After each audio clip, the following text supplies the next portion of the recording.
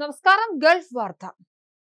തൊഴിൽ പെർമിറ്റുകൾക്ക് വിസ നിരക്ക് കുറച്ചും കാലയളവ് ദീർഘിപ്പിച്ചും നടപടികൾ ലളിതമാക്കിയുള്ള പുതിയ ചട്ടക്കൂട് സ്ഥാപിച്ച് ഒമാൻ തൊഴിൽ മന്ത്രാലയം. ഔദ്യോഗിക ഗസറ്റിൽ ഉത്തരവ് പബ്ലിഷ് ചെയ്ത് 3 മാസത്തിനു ശേഷം പുതിയ ചട്ടങ്ങൾ പ്രാബല്യത്തിൽ വരും. ചരിത്രത്തിലെ ഏറ്റവും ഉയർന്ന ഫെഡറൽ ബജറ്റിന് UAE മന്ത്രിസഭയുടെ അംഗീകാരം. UAE വൈസ് പ്രസിഡന്റും പ്രധാനമന്ത്രിയും ദുബായ് ഭരണാധികാരിയുമായ Sheikh Mohammed bin Rashid Al മക്തൂമിന്റെ അധ്യക്ഷതയിൽ ഖസർ അൽ വത്തനിൽ ചേർന്ന യോഗത്തിൽ തീരുമാനമെടുത്തു. 2026 വാർഷിക ബജറ്റ് 92.4 ബില്യൺ ദർഹമാണ്. വരുമാനവും തുല്യമായ ചെലവുകളും പ്രതീക്ഷിക്കുന്നത്.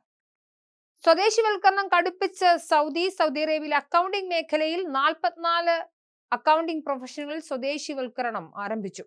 സ്വകാര്യ മേഖലയിലെ സ്ഥാപനങ്ങളിലുള്ള അക്കൗണ്ടിംഗ് ജോലികളിൽ 5 അതിലധികമോ അക്കൗണ്ടന്റുമാരെ നിയമിക്കുന്ന സ്ഥാപനങ്ങൾക്ക് സൗദിവൽക്കരണം 40% വർദ്ധിപ്പിച്ച തീരുമാനമാണ് പ്രാബല്യത്തിൽ വന്നത്.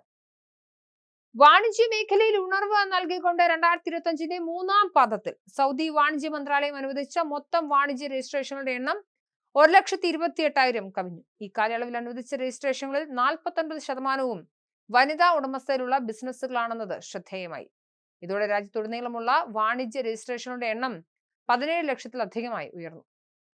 സമഗ്രമായ സുരക്ഷാ ക്യാമ്പയിനുമായി കുവൈറ്റിലെ ആഭ്യന്തരമന്ത്രി ഷെയ്ഖ് ഫഹദ് യൂസുഫ് സൗദ് അൽ സബാഹിന്റെ നേരിട്ടുള്ള മേൽനോട്ടത്തിൽ മെഹബൂല പ്രദേശത്താണ് സുരക്ഷാ campaign ശക്തമാക്കിയത്.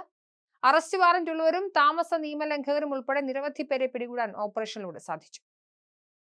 US president Donald Trump ഖത്തറിൽ എത്തി. യൂറോപ്യൻ സന്ദർശനത്തിന് ശേഷം മലേഷ്യയ്ക്കുള്ള യാത്രാമധ്യേയാണ് ഖത്തറിൽ ഇദ്ദേഹം എത്തിയത്.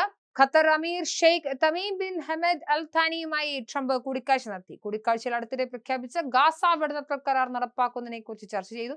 മേഖലയിലെ ഏറ്റവും വലിയ US സൈനിക താവളമായ ഖത്തറിലെ അൽ ഉദൈദ് വ്യോമത്താവളത്തിൽ ശനിയാഴ്ച വൈകുന്നേരം ഇന്ധനം നിറയ്ക്കുന്നതിന് നിർത്തിയ സമയത്താണ് ട്രംപിന്റെ എയർഫോഴ്സ് 1 വെച്ചുള്ള കൂടിക്കാഴ്ച.